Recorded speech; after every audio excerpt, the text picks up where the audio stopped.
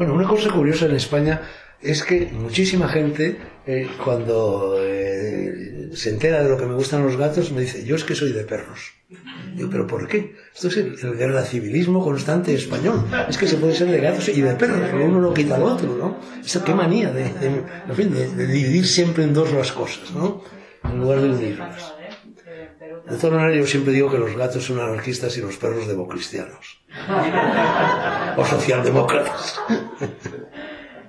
Que hay que leer, que la única forma de aprender a escribir es leer y vivir. Mezclarse estrechamente con la vida, que es el primer mandamiento del decálogo de Hemingway. Porque es lo que le pasa ahora. Ayer me hicieron una entrevista, una más, para un periódico, y me preguntó la chica que me entrevistaba qué pensaba yo de la literatura actual española. Y yo le dije, pues mira, esto mismo, para ser un buen escritor hace falta leer y hace falta vivir, tener cosas que contar. Entonces ahora hay gente que maneja muy bien la pluma, que maneja muy bien la gramática, la morfología, la sintaxis, el diccionario, el léxico, las metáforas, los tropos, etcétera, pero no han vivido, porque han nacido en esta cultura blandengue de la subvención de que todo se lo da al mamadito, y entonces no tienen nada que contar. Entonces es una literatura carente de interés. El Marqués de Tamarón, en un programa mío de televisión, la definió perfectamente. Dijo, rezuma, tedio, progre. Y lo tenía yo apuntado, lo que pasa es que hay muchas cosas apuntadas aquí que no he mencionado. Iba a contar eso, porque efectivamente a mí me lo contó también María Kodama. Y entonces, en fin, como homenaje a Borges y a su obsesión por el tigre, le permitieron ir al zoo y efectivamente abrazó al tigre. Y por lo visto, según me dijo María Kodama, comentó, cómo huele, ¿no? Tiene un olor poderoso el tigre, ¿no? Bueno, Mimo es blanco y negro, porque el gato que murió, Bufa, era también blanco y negro, y él quería un gato más o menos igual. Y nos lo enviaron desde Córdoba. Un cachorrillo, ¿no? Tenía 3 meses. Y tenía tiña. Entonces, durante 1 mes y medio tuvimos que curarle la tiña, lo que significaba tenerlo encerrado al pobre en una habitación. Y en cuanto por las mañanas yo o quien fuera llegaba, ¡yin!, salía como escopeteado a la habitación y se ponía a correr como un loco por toda la casa, amenazando con contagiarnos la tiña a todo el mundo. Así que fue un periodo un poco duro. Y ahora la verdad es que es un gato travieso a más no poder, no para. Una de las últimas hazañas, andaba Laura hace poco por aquí, no sé si se ha ido ya, mi secretaria, yo estaba en el duro trance de comprar unos audífonos, porque empieza a ser duro de oído y tal, y es un lío lo de comprar unos audífonos, como todo, vas allí, te miden, te ríen, te explican, te cuentan, te convencen, no te convencen, y además cada audífono, y tienes que comprar 2, cuesta algo así como 2.500 euros, o sea, es una broma, ¿no? Bueno, pues yo por fin decidí probar los audífonos, me los llevé a casa y te dan, en fin, un paquetito, que hay el cargador de audífonos, los 2 audífonos, un aparatito para manejar los audífonos, etcétera, y los colocaba para evitar que Mimo se hiciera con ellos, en el baño, en lo alto de una repisa, en fin, de muy difícil alcance, ¿no? Bueno, pues un día llego allí por la mañana para probar los audífonos y habían desaparecido. ¿Qué ha pasado? ¿Qué no ha pasado? Los había conseguido Mimos, y uno apareció enseguida, el otro desapareció por completo. La pobre Laura, 2 horas a 4 patas, buscando por toda la casa el dichoso audífono, que eran 2.500 euros que se iban a tomar por saco, ¿no? Hasta que por fin apareció. Esto era en el baño. Tenía que recorrer un pasillito, mi despacho, el salón, y aparecieron al fondo de un sofá en el salón. Allí los había metido. Entonces continuamente hace cosas de estas. Está continuamente pensando qué destrozar. No se le escapa a nadie. Es un gato vivísimo, simpatiquísimo, guapísimo, pero loco. ¿Y cómo se llevan los 3? Bien. Al principio no. Al principio montaban unos zipizapes tremendos, porque siempre se ponen, Dami es la tranquilidad personificada. Pero Teseo y él se peleaban al principio, pero ahora, esta mañana cuando habían ido hacia aquí, estaban allí, uno despanzurrado y el otro lamiéndole todo. Una escena maravillosa, sí. Tú sabes, María José, que yo fantaseo, esto es una pura fantasía en realidad, pero la menciono en mi novela Muertes Paralelas, la que dediqué a reconstruir el asesinato de mi padre, porque cuando mi padre desaparece, en el mes de, lo matan en septiembre del 36, mi madre se ha quedado, yo nazco en octubre, mi madre se queda atrapada en el Madrid del terror rojo, de las checas, etcétera, y se escapa de Madrid conmigo a cuestas de 1 año y con su hermana Susana, la misma que me regaló Las travesuras de Guillermo. Entonces inician un periplo fantástico, que llegan a Valencia, desde Valencia Florencia se trasladó en Alicante, ellas eran de Alicante, no las podían ver, porque como eran de derechas, de una familia de derechas, no es que ellas fueran de nada, en fin, corrían riesgos, entonces pasan la noche escondidas y a la mañana siguiente se meten en un avión, en una avioneta de los servicios postales franceses, que iba de Alicante a Orán. Y yo estoy bautizado en Orán, porque aquí en Madrid me había bautizado lo que se llamaba el agua de socorro, que era en casa, Soy alicantina, ¿lo sabías? Que soy alicantina. Ah, ¿eres alicantina? Está cantando este Pues bueno, imagínate, teníamos un chalet en el Pla del Bon Repòs, ahí, al lado del Club Deportivo Montemar. Bueno, ahí transcurrió gran parte de mi infancia. Bueno, pero a lo que iba, en esa misma época era cuando Saint-Exupéry, que era aviador, como sabes, trabajaba en los servicios postales franceses, aéreos. Entonces yo siempre he fantaseado con la idea de que esa avioneta en la que yo, hice mi primer viaje transmarino, crucé por primera vez el Mediterráneo y fui a parar a Orán, donde estoy bautizado, que el piloto era Saint-Exupéry. Puede ser, puede ser. Cuando yo iba al cole, en todas las aulas había un armarito con libros. Ese armario se abría los viernes. Tú cogías el libro que te apeteciera, es una historia de misioneros, de Guillermo, lo que fuera, te lo llevabas a casa, lo leías al fin de semana y lo devolvías. Eso era crear hábitos de lectura. Yo no sé si tú recuerdas, claro, tú eres mucho más joven que yo, los clásicos... Bueno, yo ya soy muy mayor. No tanto como yo, seguro. Bueno, un poco más no te voy a preguntar la edad. Te lo digo yo, 82 años. Ah, bueno, entonces ahí nos andamos, nos llevas bien, Los llevo bien. Entonces seguro que recuerdas los clásicos Araluce. Que eran estos libritos de tapa dura muy ilustrados que eran una versión para niños pues de la Odisea, de la Ilíada, de la tragedia griega. Y después te ha llevado a la Odisea auténtica, a la Ilíada auténtica, y te ha hecho leer cuando tenía 15 y 16 años todos esos libros que son tan fundamentales para la mente de la persona y para su formación y para su visión del mundo. Pero ahora la gente ya no sabe leer, ¿no? Por culpa de la araña. O sea, 140 caracteres. No hay otras culpas anteriores. Ya lo he contado en varias ocasiones. Como en Estados Unidos la industria editorial ha calculado lo que tarda la gente en hacer clic cuando está leyendo algo en internet. 19 segundos.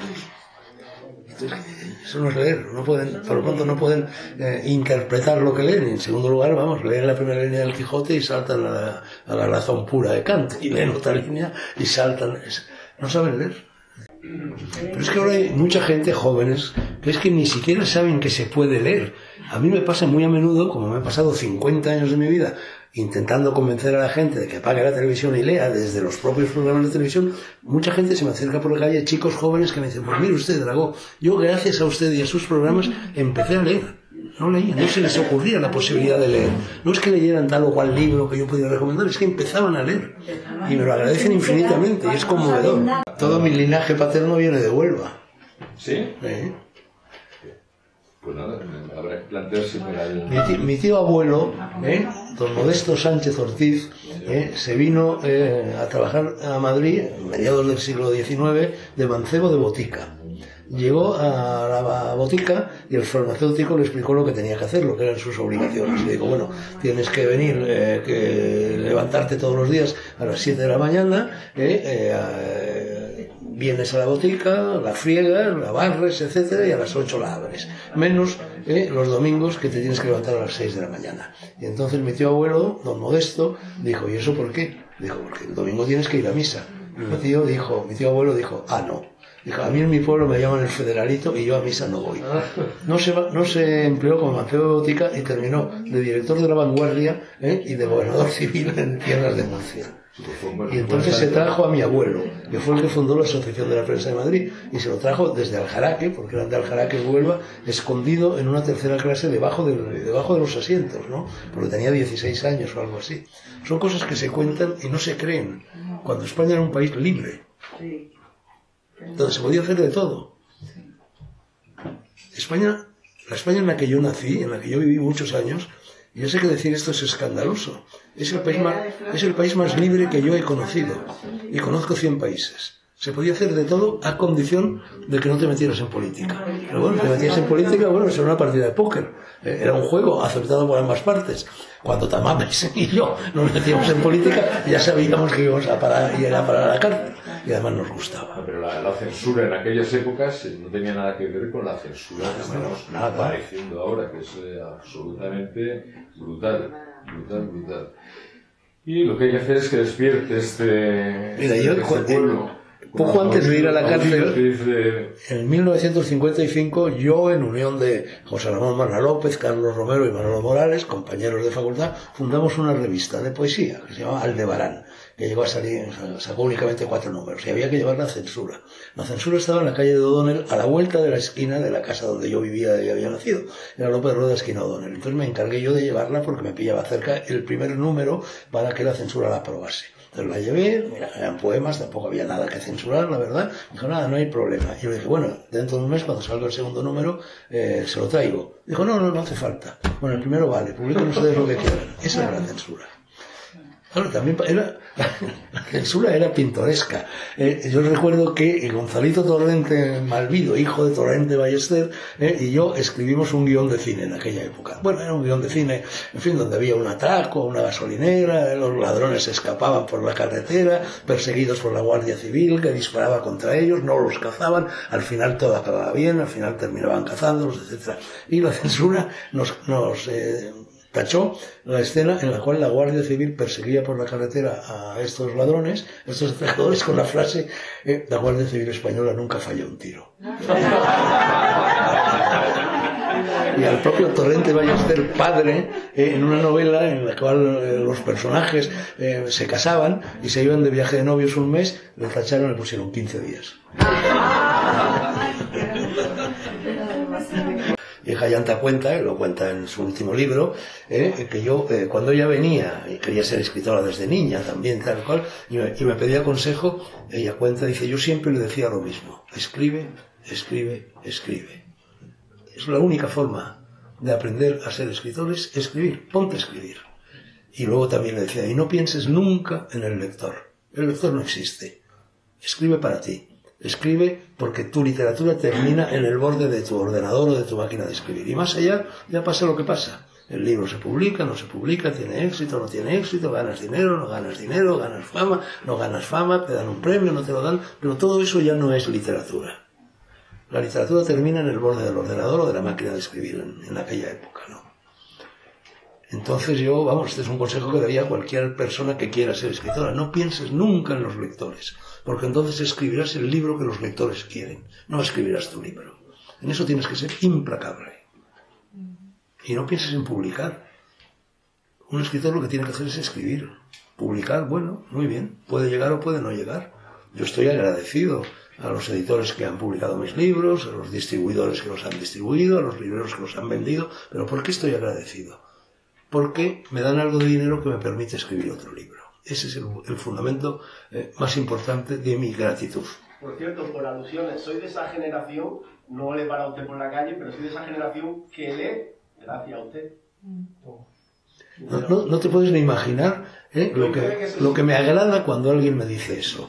Porque Borges decía que él estaba más satisfecho que de los libros que había escrito, de los libros que había leído. Yo voy más lejos y digo, estoy más satisfecho que de los libros que he escrito y que de los libros que he leído, de los que he hecho leer a los demás. Y es verdad. Yo recuerdo con especial ilusión la noche o la tarde ya del domingo, incluso desde el mediodía del domingo, esperando negro sobre blanco. Yo ya estaba nervioso el domingo esperando a ver quién me iba a invitar, a ver el programa, y yo lo que he leído, gracias a usted, muchas gracias. Yo sin los libros no soy nada. Yo me llamo libro. Verdaderamente debería llamarme libro. Me he pasado la vida entera leyendo, lo sigo haciendo. Aquel lo ve. Estoy todo el día metido en casa leyendo y escribiendo, leyendo y escribiendo, leyendo y escribiendo. Fernando, ¿cómo se llamaba el programa de Todos están los libros? Bueno, es que esa canción la letra la compuso Jesús Munarriz, el editor de Gárgoles y Avides, de Hiperión.